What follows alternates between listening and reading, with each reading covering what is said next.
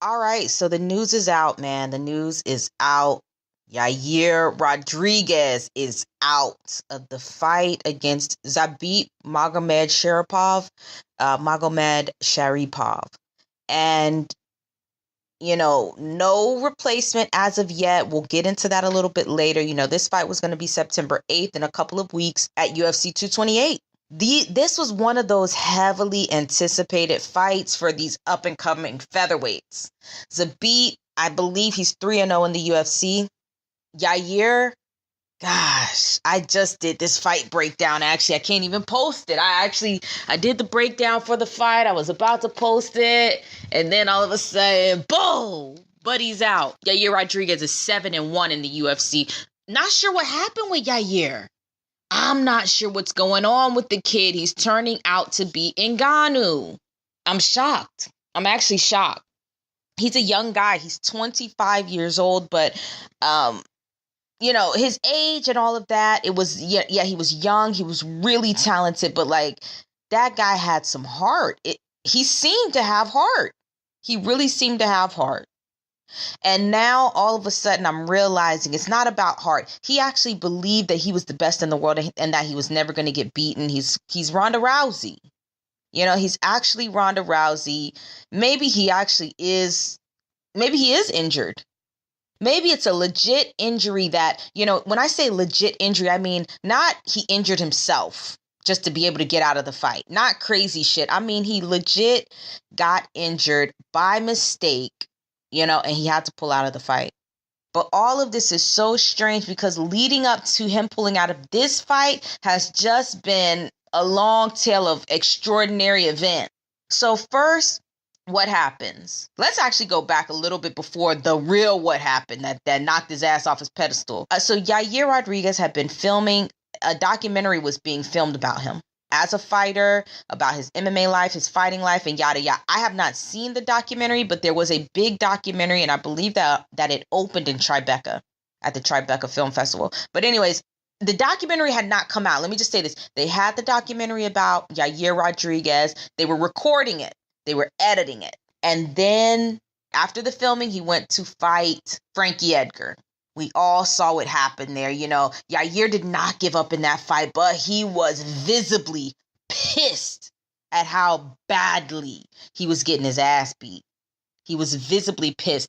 5-minute round. Nobody could really see what was happening because, Frankie's such a fast guy on the ground. His ground and pound is really fast. And, Yair was twirling around and swirling around and he was rolling and he was trying to stay in the fight. The guy he just couldn't fight Frankie off of him really on the ground.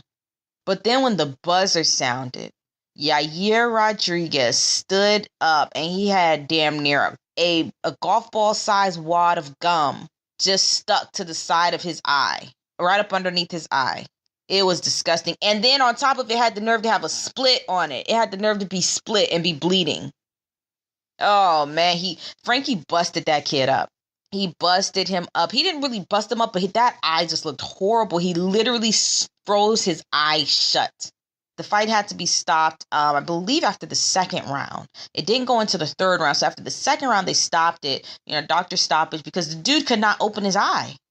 The doctor was prying his eye open, digging up in his eye, 2, 3, 4 fingers up in there. He damn near had a foot in his eye just to hold back the fucking swollen fat. To hold back all of that swelling, he damn near put his knee on the guy's, on it, just to pull all of that back. Ugh. Ew, it was disgusting. They said, can you see? Can you see? Can you see? They kept saying that. Yair, bold-faced lie. He said, yes, I can see. The guy had heart. I can't say he didn't have heart. He did. But he lost that fight. And I believe a week later, that's when the documentary came out. That's when the documentary about Yair Rodriguez and his whole fighting life came out. It's just such a bummer, if he had won that fight and then the documentary came out, then you're riding high. You're feeling like a superstar. But instead, he was feeling like a loser. He actually was feeling like a loser. And so just like most people who don't get it, when people don't get it, obviously do not get it, they run towards the problem instead of away from the problem, right? So what was the problem? The problem was that the UFC was hyping his ass up and he was believing it. Two parts of the problem. The UFC was hyping him up and he was believing the hype. See, what you're supposed to do is let the UFC hype you up, and then you need to be in the woodshed. You need to be in the woodshed really trying to figure things out and work through your issues, and, you know, in terms of fighting issues, work through that and see how you can be better the next time. But he believed his own hype.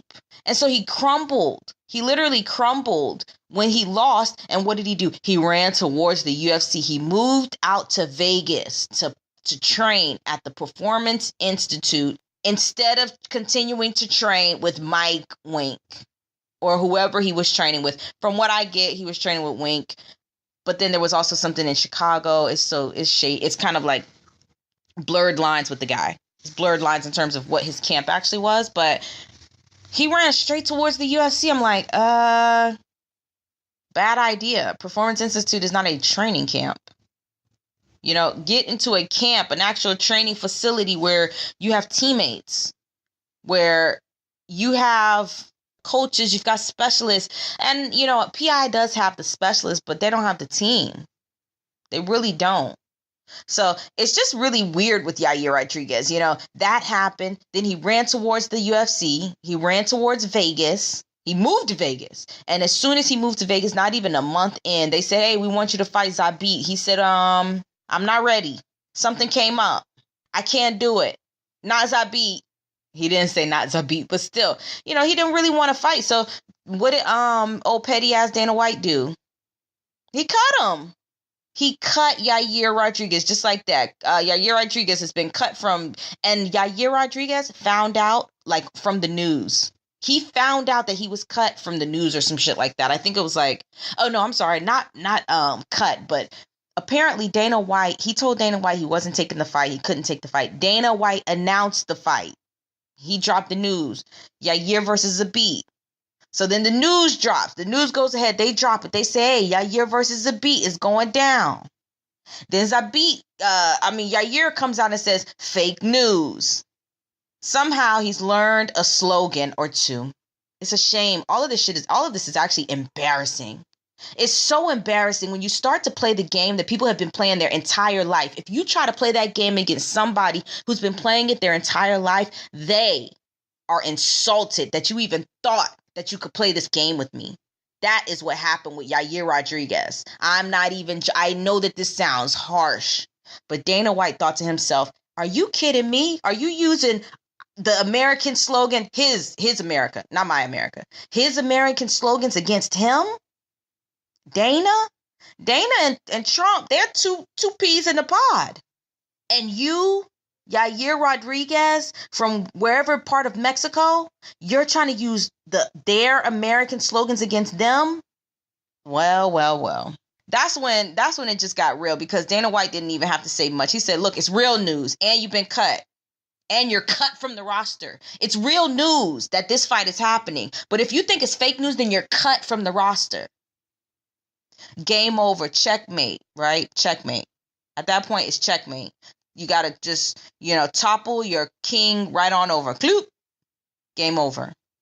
But that's not the end of the story, because then he tucked his tail and he went on the MMA Hour and he tucked his tail hard. He said, okay, I messed up. I played his game against him. Let me continue to play my game. Let me just be who I am. So he went back to who he was, but then he also did a little bit of groveling. He went on the MMA Hour and he was nothing but respectful to Dana White. Yes, Mr. Dana White has always been so nice to me. I'm shocked that he cut me. I didn't know what was going on, but I tried to call him to explain the situation, but this and that. And I really thought that we could work things out. And, if he gives me the chance, if he just gives me another chance, I will call him and I will apologize. And I'm talking about superb English. English was on level 10. Okay. If you just pick up your phone, Dana, then I will apologize and I will fight Zabit. I will be ready. But I need to explain this to you because there were certain situations that happened and yada, yada, yada, yada, yada. All I heard was tender voiced ass groveling on that MMA hour. He was tender voiced and he was groveling to Dana White, of all people. Of all people, to Dana White. Oh gosh. But he's young. He's young. And he's not hip to, like, America will shred you. It will absolutely shred you. It will. But so then he said, he went back to being humble, doing his thing. So, later, time passed. The story dies out. It hit every media outlet and finally it dies out. And then, hey, news drops that Yair Rodriguez re-signs with the UFC. Like maybe a couple months later. Yair Rodriguez re-signs with the UFC. Well, I guess they figured that out. They actually figured it out. They figured it out. So I said, okay, well, Yair's back on the right foot. Maybe things are going to be looking good for the guy. I hope that he can work it out because Yair is a great fighter. He really is. He had a little lump in the road. Hey, veteran put him on his ass. It happens to a lot of newbies. Anyways. So Yair Rodriguez is signed back to the UFC. Okay, we're all thinking, great. Okay, but then there was other news out, so we're moving on. Then the news drops. Yair Rodriguez versus Zabit Magomed Sharipov. They shoved that old ass dinner. When you were a kid and you're just staring at your dinner, you're just staring at it like, I don't want to eat this. I don't even know why they thought that I would. I'm not eating it. I'm putting my foot down. I'm not eating this tonight. I'm sorry. I'm not doing it. I'm tired of eating this. Not eating this dinner. You put your foot down as a kid and you say you're not eating the dinner. Then you go to bed. Your folks are like, okay, you're not eating the dinner. It's all good. Don't eat the dinner. It's gotten so late. Go ahead and bathe and go to bed. So you say, okay, I'm going to take my bath and I'm going to go to bed. And you're feeling good, man. You're feeling so good. You're feeling good. You're like, finally, man. Finally. Because I want McDonald's. That's what I really want. I want McDonald's. Maybe if I hold out long enough, I can get McDonald's, man. The hunger strike is working. All right. Go to bed, you're feeling good. You wake up the next morning, clothes laid out for you. You put your clothes on. They say, you pack your bag. Okay, you pack your bag. Okay, you pack your bag. They say, okay, well, come sit down, get ready for breakfast.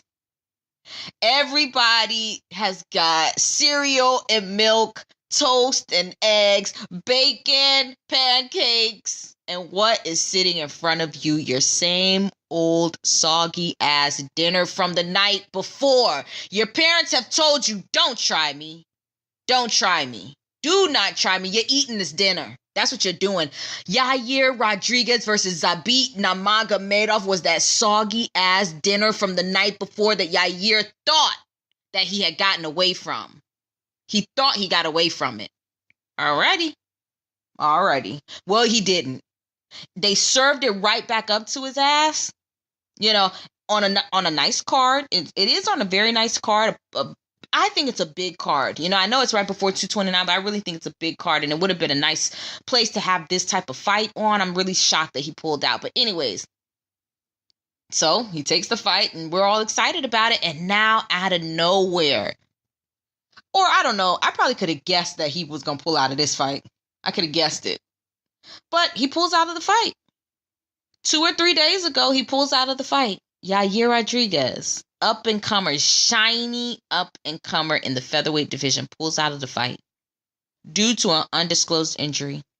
Wow. It's bullshit. He needs to disclose that injury. It's time to disclose it because it's looking like bullshit. It's looking like he's throwing a tantrum. It's looking like he's actually just throwing a tantrum. The dinner is sitting right in front of him. It's like, fuck, I thought I won. I actually didn't win. They played me again. I thought I played a little bit better, man. I thought I was doing this thing. No, you weren't. 3 steps ahead always is chess. It's a game of chess. It's a whole game of chess. But, so he's out of the fight. It is what it is. I'll let you guys comment on that as you please. Comment on that as you will, as you please. Let me know what's up with this guy. I may be wrong. He may be wrong. Dana may be wrong. But period. What's going on is something is wrong with this situation. We need to start kind of picking at it and seeing what's going on. Who is it? Is it because is a big boy? Is it because he's a big boy? You know, Yair fought Dan Hooker. Yair fought Dan freaking Hooker. Is it because Dana White's petty? Yeah, but he petty with everybody. Dana is petty with absolutely everybody. He was even petty with Conor McGregor. The only person he wasn't petty with was Ronda Rousey. And I think that had to do with the male-woman dynamic, right? The male-female dynamic. So, but he was even petty with Conor. Remember, do you guys remember UFC 200? What a shit show that was? All because Dana White was being petty? So Dana White's petty with everybody. Yair Rodriguez is not exempt. And the next video that I have coming out is another video about a motherfucker that thought that they were exempt from Dana White's pettiness. You got to learn how to work work with the rough system. You need to learn how to work when the tides are coming in and hitting you, crashing in on you. You still need to be able to float and rise to the top. That's the UFC. And that's success, period. That's success, period. So, anyways, last bit on this. John Lineker stepped up and said that he is willing to step in and fight Magomed Sharipov. That I would like to see. Talk about a David and Goliath story, man. John Lineker is like the size of my thumb. He's literally like the size of my foot, you know? He's like the size of my foot. And Magomed Sharipov is a big boy. You know, for that weight class, he's an incredibly big boy. He's one of these guys who actually dropped down from lightweight. You know, back in Russia, he was fighting lightweight. But anyways, this is crazy. If that fight goes down, it would almost be a bit of a freak show, but it would be interesting to see. Why not one freak show every once in a while? Because Lineker is a small guy, but the guy can crack. He plants those feet and he can crack.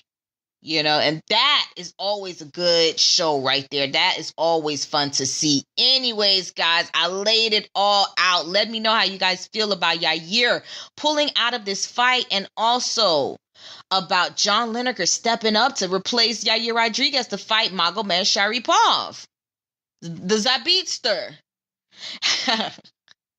Hit the like button, hit the subscribe button. Let me know what you think in the comment section.